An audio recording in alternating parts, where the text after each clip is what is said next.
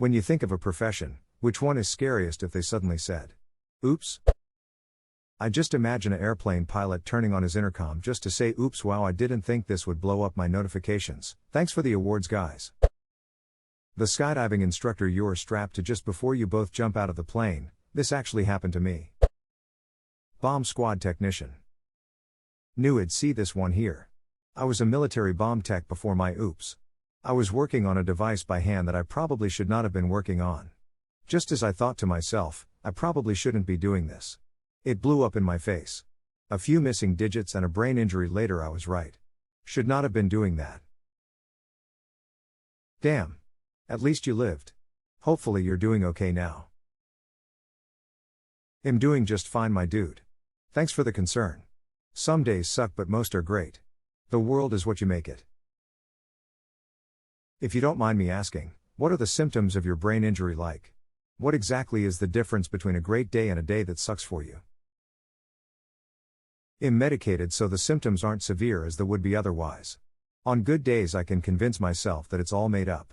I'm fine, I don't need the pills or regular visits to therapy.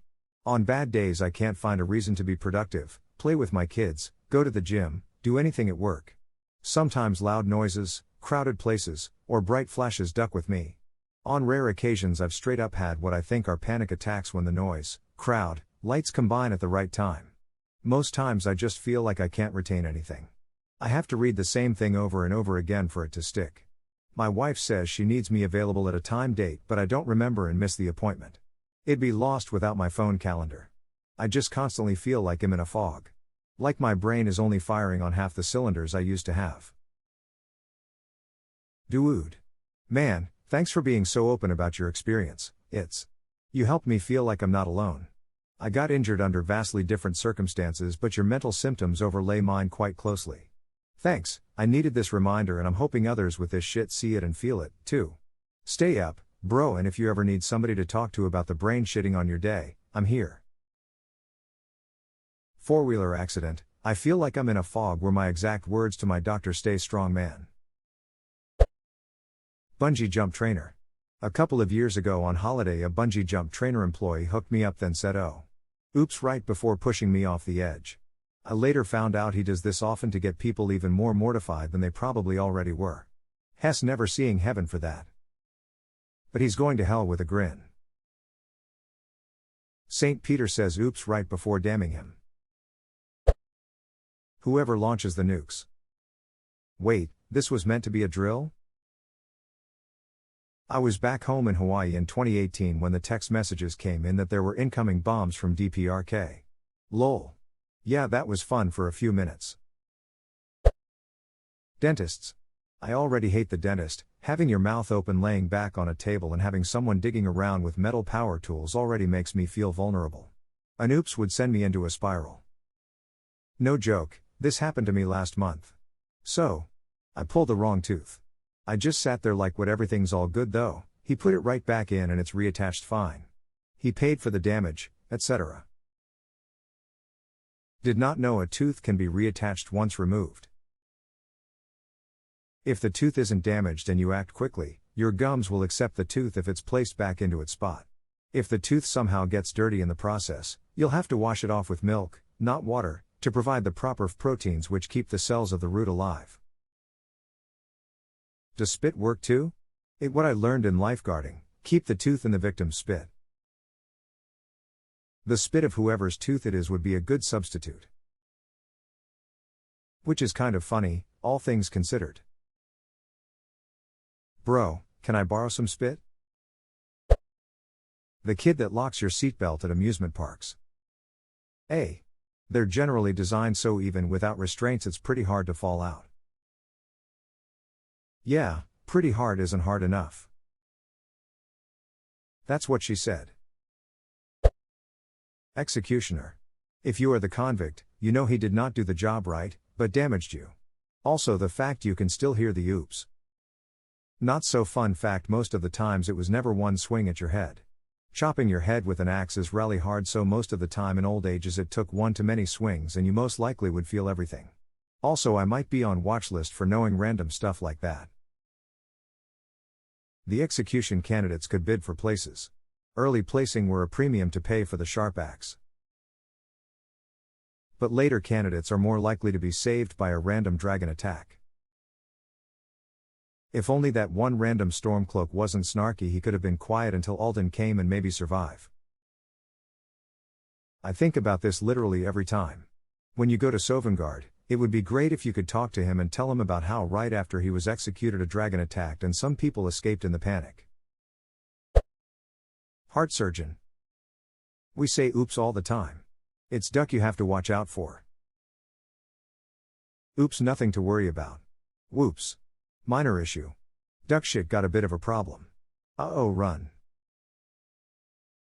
Pro tip, don't run while you're being operated on.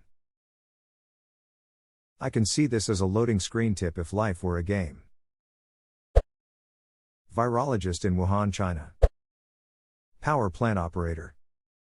Then it would be a doe. Britney Spears after she did it again. Tattoo artist, what the hell you mean oops?